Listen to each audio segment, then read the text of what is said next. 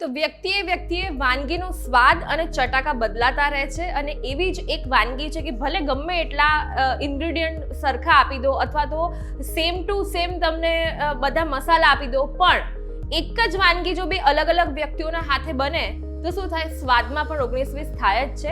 અને એવી જ એક ચટાકેદાર વાનગી છે તવા પુલાવ. પુલાવ બધાને ભાવતો હોય છે, કોઈ એવું નહીં કે ના મને પુલાવ નથી ભાવતો. તો આજે આપણે શીખવાની છે આ જ તવા પુલાવ બનાવવાની રેસીપી, અને એ પણ મુંબઈ સ્ટાઇલમાં.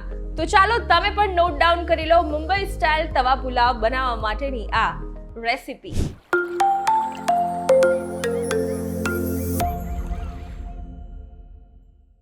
મુંબઈ સ્ટાઇલ તવા પુલાવ બનાવવા માટે તમારે ઇન્ગ્રેડિયન્ટ્સ જોઈશે, તો ચાલો નોટ ડાઉન કરી લો.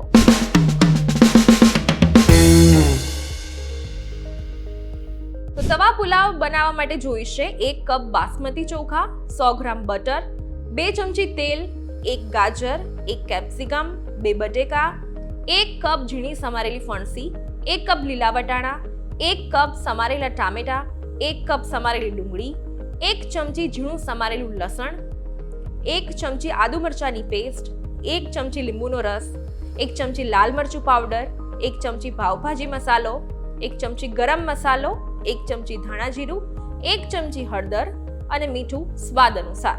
ચોખાને 2 થી 3 વખત ધોઈને 1 કલાક પલાળી રાખવાના છે અને 80% જેટલા એને સ્ટીમ કરી લેવાના છે. પછી ફણસી, વટાણા અને ગાજરને બ્લાન્ચ કરી લેવાના છે અને બટેકાને ઝીણા સમારીને ફ્રાય કરી લેવાના છે.